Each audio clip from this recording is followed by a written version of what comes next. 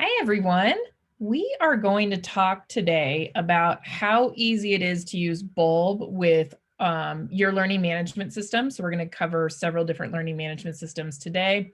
We're going to talk about how to use Bulb's commenting and feedback features, and then wrap up with some thoughts around some grading tips and how you grade portfolios. So we have a lot to cover today. I'm excited to dive in. So in general, it's good to know that Bulb works with all the major learning management systems. So from Canvas to Schoology to Moodle, Google Classroom, Microsoft Teams, It's Learning, Blackboard. I probably didn't name them all, but because each page and collection in Bulb has a unique URL, it's really easy to, without any setup, being able to use Bulb within your learning management system. And then I'll also point out some of our LTI integrations that just make that, that integration that much more powerful. So from an overview perspective, using those URLs makes Bulb really easy to be able to, as a teacher, create an assignment where you could either attach a Bulb page. So I think about this from like a resource perspective. If you create a Bulb page where you have different links, maybe some videos or an article, resources that you want your students to view and interact with, you can attach that using that URL into your LMS, or you could actually create a Bulb page and then publish it as a template so that students can then copy that page into their portfolio and complete some of the work. Those are great ways for you as a teacher to create an assignment within your learning management system and connect those URLs. And then the next step is the students will just create that Bulb page or copy that template. Then they publish it via a private share link, and then they just copy that link and paste it into the submission field within the learning management system. And that's how that Bulb page gets turned in. And then the teachers will go into their learning management system and be able to view the students' work through that learning management system. So let's walk through that practically through some of our systems. I am going to pull up. So I am right now signed into Bulb as a teacher. So your starting point could be creating a Bulb page within your own portfolio. And as we talked about, this could be a template. So I could create a Bulb page here, just an outline of what I would want my students to do for a particular assignment. So this would be an assignment on doing research on Renaissance inventions. And then I just simply go into the upper right-hand corner, and when I go to publish my page, my favorite and easiest way to use Bulb with your learning management system is to just create that private share link. There are other ways that you can do it, but this is the most straightforward and works for all scenarios. So I just create that private link. I simply click on that blue clipboard to copy the private link for this particular page. And then if I do want this as a template, meaning I want my students to be able to copy this page into their portfolio and then be able to edit and complete the assignment, all I need to do is click this Save as Template box and click Publish. So now in my portfolio, I have a published template page, and now I have to go and set my assignment. So I just pop over and I'm going to show Canvas and Schoology today. If you're a Google Classroom user, I actually did a whole session on Google Classroom last week, and so that's posted on our YouTube channel. This process works for Google Classroom as well, but then Bulb also has an extra integration where you can actually click the share button and then share directly to Google Classroom as well. So as the teacher, I've created this Bulb page template for my students, and I'm going to come in here into assignments and create an assignment, and in essence, just paste in the URL. Here's one that I had already done. So if I come in, edit this assignment. Oh, it's going to make me log in again. Hold on a second. There we go.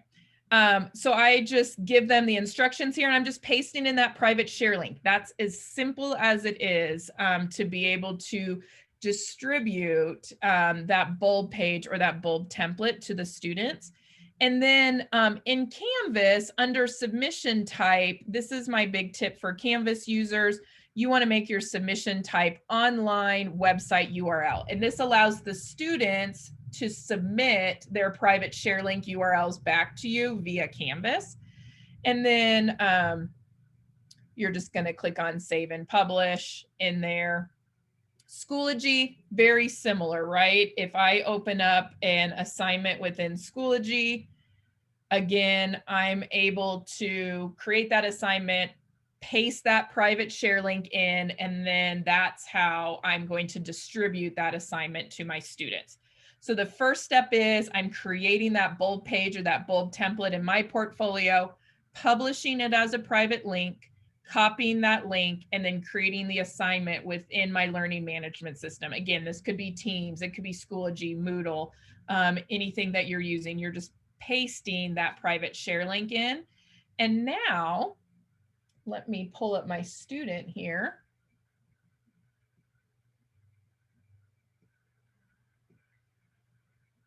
So now Scarlett, my student, will, just like she does for every other assignment, depending on what it is, she's going into, in this case, Canvas and opening up that assignment. And all she's doing is clicking on that private share link URL, and it's going to directly open that page from the teacher's portfolio. And that's why that private share link makes it so easy, because it's anyone who clicks on that link can get access to this page. And so the only thing the student needs to do is in this upper right-hand corner, just click on Use Template. And when they click on Use Template, it's going to copy this template into their portfolio. Now, I was already signed into Bulb as Scarlett, but if I clicked on that Use Template and I hadn't signed in yet, it would just give me a modal that says sign in. I would sign in, and then the template would copy into my portfolio. So it's easy. They'll see that Use Template there as soon as they click on that link. From a Schoology perspective, same process. I have my assignments listed here. I'm going to click on that assignment. My teacher has posted that link for the template that they want me to copy.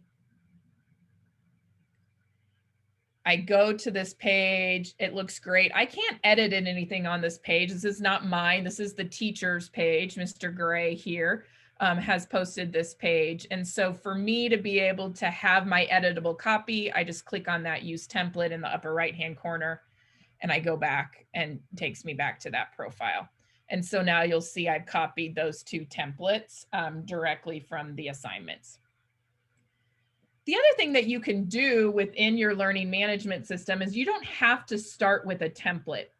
It's a very popular way to use Bulb, but you could also just come into your learning management system and create an assignment and say, I want you to do this research project and create it in Bulb and then submit it. And as long as you create that assignment and start that assignment within your learning management system, the students will then be able to publish their private share links to either their page or collection directly into the learning management system there.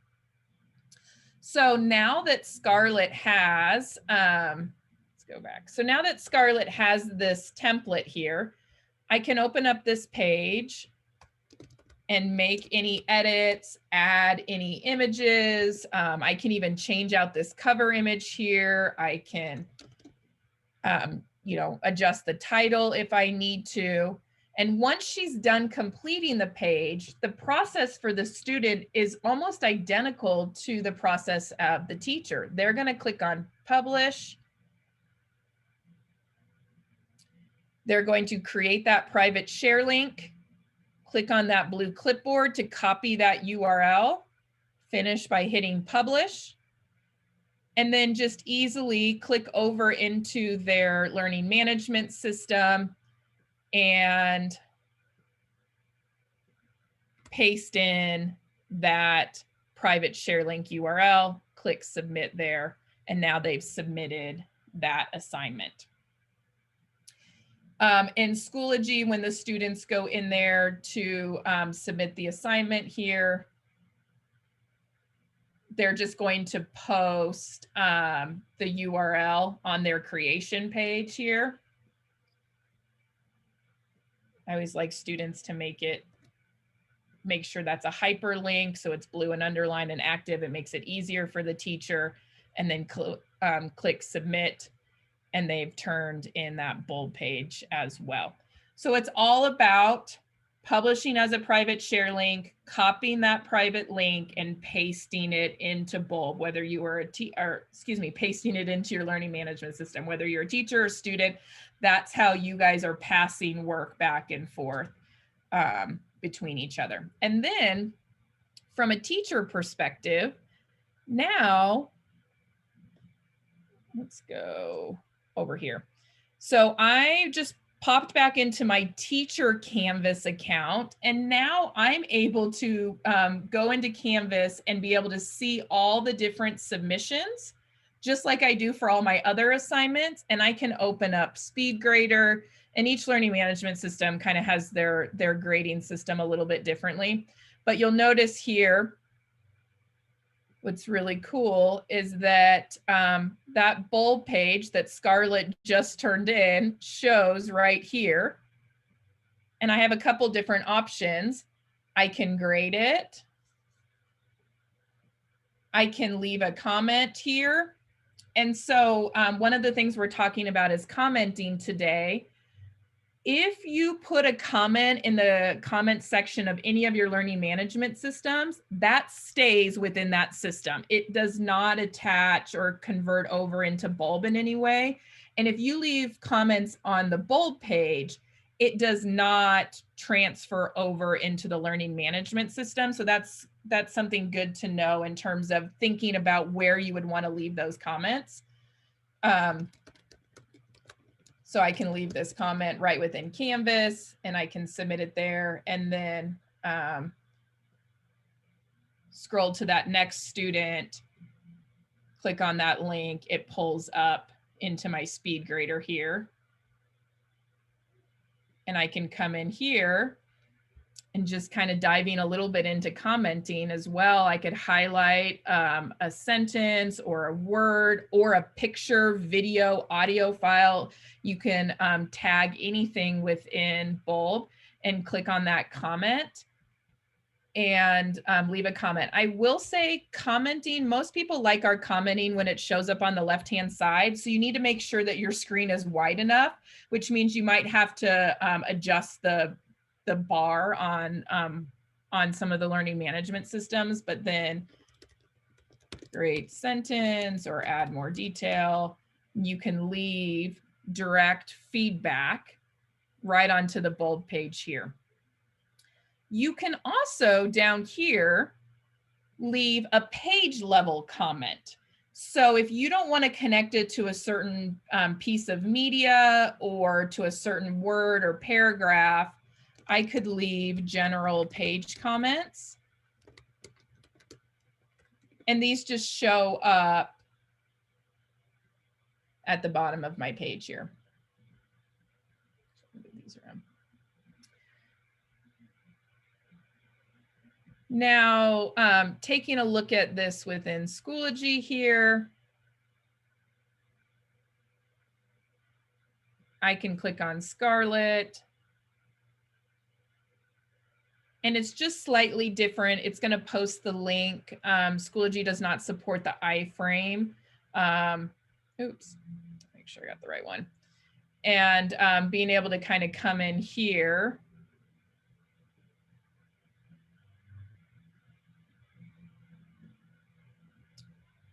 Make sure I clicked on that. And that's why that private link is so important, because it makes it so easy from like an accessibility perspective. So if they use that private link and has it published, then it ensures that I'm not going to have any problem as a teacher being able to access that page. So I click on that link, and now I'm on Ava's page here. And again, I can leave comments, great artifact. And I can leave those page level comments as well. all within that page, and then click back on my tab in Schoology and be able to leave a grade and also comment within Schoology.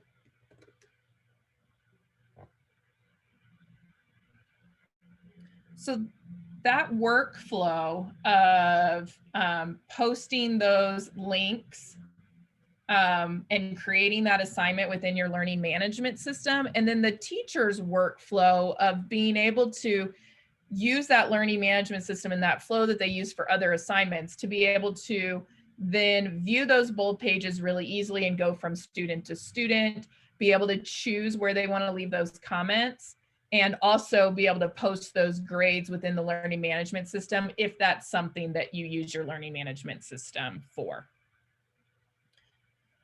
So we touched a little bit on commenting. You saw the example of what it looks like to do some inline comments versus like those general page comments where I could tag a particular sentence or a piece of media. Just a couple other things that you might be interested in when it comes to comments is that when you create a new page or you use a page from a template, commenting is defaulted to on. So let me show you. Oops, hold on a second. So I'm in my teacher portfolio right now. And if I go to any of my pages in my portfolio, in the upper right-hand corner are the 3 dots, which I call the overflow menu or the shish kebab menu. And I click on that. This is where I can toggle comments on or off. So if for some reason, as the owner and author of my page, if I want to turn comments on or off, that's how I do it through those 3 dot menu in that upper right-hand corner. So it's defaulted as on. To be able to leave a comment, you must have a bulb account. That's a safety security, similar to social media. If you're going to interact and leave comments on social media, you have to have an account. And then you obviously have to be signed into your account to be able to leave a comment. So your next question is probably who has the ability to leave comments and who can view those comments. And so it all works on those page level permissions. So if I have a page and my page is published to my 9th period class, any member of that class has the ability to view my page because I published it to that class. That also means that anyone within that class has the ability to leave a comment, and anybody in the class will have the ability to see any of the comments that are left on my page. So the ability to leave comments and the ability to view the comments really are all directed by who has the ability to view your page in general. So if I, at some point in time, decided I don't want this page published to my class group, my period 9 class group, I could then always take that off, and that would then not give them access to be able to view my page, which would also mean they couldn't view any of those comments on there as well.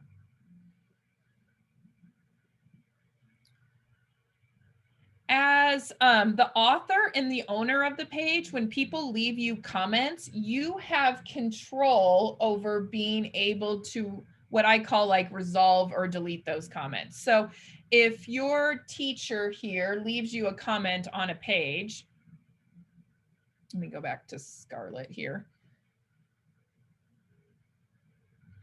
And you have a page in here and you have some comments on it, you're able to then, so if someone had left you a comment, there will be a trash can right here.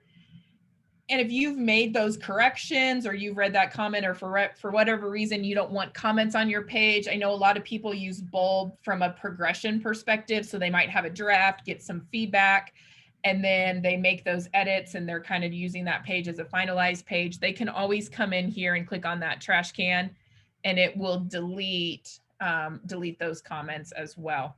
There also can be comment threads. So if a teacher leaves a comment, I can reply back to those comments. And then that teacher can, reply back to those, so there can be a conversation within that thread. And what's really nice is when comments are made on your page, or someone leaves a threaded response to a comment, when you're signed into your bulb, you'll get a notification here. It'll have a little number that says you have some notifications, and you'll see here, Ms. Berg has commented on my page, and I can click on that from the activity feed, and I can go view any of those comments, and I can leave them that feedback and reply. Or again, if I make those changes at any time, I can always come in here and delete that thread as well.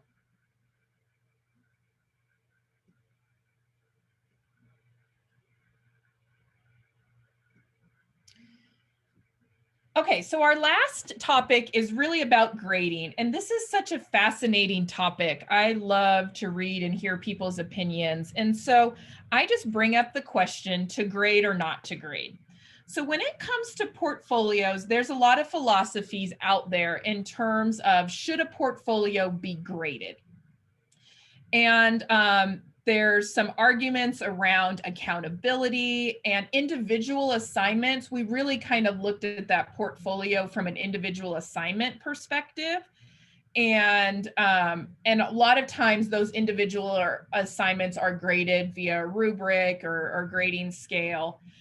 But as a whole, this is a student's story. We're encouraging students to create their portfolios where they have not only academic work, but they have their resume and things they've done for community service, career exploration things. So not only do they have things in their portfolio that are very assignment specific driven, but then they have other things that are building this great portfolio that they can leverage for lots of different kinds of opportunities. So how do you help give assessment or feedback if portfolios are a requirement as a whole for a student to have? And so some approaches people have is, we don't ever want to put grades associated with the portfolio as a whole, because they really believe if this is trying to drive student ownership and trying to help students say, this is my story, this is who I am, this is how I want to present myself, they don't want grades and things attached to that. They feel like that could be a really negative thing.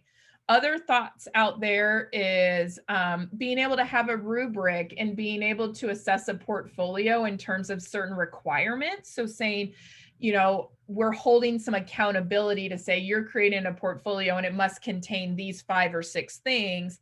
And we'll let you know, one, that it's kind of a pass fail. Yes, you did this. Yeah, no, you didn't. Or rubric style, a 1 to 5 or 1 to 10 scale that says, here's the quality of the work that you put together, and really using that feedback and that commenting as the way to help students grow. Because when you really think about a portfolio and telling your story and your work, it takes practice. And students need to develop those skills. Even as adults, we need to develop those skills. Sometimes it's hard for us to present our work samples and talk about our experiences and be able to do that really eloquently. And so being able to have a portfolio that's growing and changing and being able to get that feedback, a lot of people believe instead of doing grades that it should be all about just providing feedback and having peers review it, or having people in your industry take a look at it and give you feedback of what they would like to see, or other adults or mentors in your organization as well, being able to give that feedback. I have used this rubric we do work with a lot of schools on different competitions, helping students encourage them to add work to their portfolios and then do little competitions around it. One of the things I like about this rubric is that it helps just evaluate and focus students on the importance of really creating these great professional portfolios. So it's really, as a whole, evaluating the portfolio in terms of the overall presentation. Is it professional? Is it interesting? It doesn't mean everyone's has to look the same, but does it have that overall presentation feel? Did they do a great job of selecting work? Is it relevant? Do they have interesting artifacts? Have they explained why those artifacts showcase their skills and employability? Does it make sense why they put those artifacts in there? And then from a design, have they paid attention to the layout of a page and how they use some of their fonts or colors and graphics and styling, things like that? What does that look like? Have they done a nice job of incorporating media elements? It's one of the things people love about Bulb the most, is being able to use different media in a Bulb page. Are they taking advantage? Are they finding unique ways to demonstrate and pull screenshots or videos or take pictures of work or things in action or over time to be able to really tell that story? And then, of course, just always reminding students about, especially when we're talking about the portfolio side that's going to be showcased and maybe used for an application or for a job or scholarship, is really getting students to think about the mechanics. Hey, did you, look at it from a grammar, spelling perspective? Are you speaking in complete sentences with your audio elements, things like that. So here's a sample rubric that you can use to evaluate that portfolio as a whole. And then just on the slide deck too, we have just kind of as a wrap up, we have some great specific videos that is like just Canvas, just Schoology, just Microsoft Teams, It's Learning, Google Classroom. And so you can go into our library and we have a Bulb integrations and app smashing section where it talks about not only other apps that you can use within Bulb, but then how to use Bulb with those learning management systems. So you'll see Google Classroom and Microsoft Teams and Schoology and Canvas. And so you can come in here and how does it work? How do you mostly use it? And then there's a video for how to use Canvas for teachers. And then there's a video specifically you can share to students to help them know how to turn in their work. And that's for our different learning management systems there too. Okay, so I am going to open it up for any questions or comments that anybody has around Bulb and learning management systems, or commenting or grading.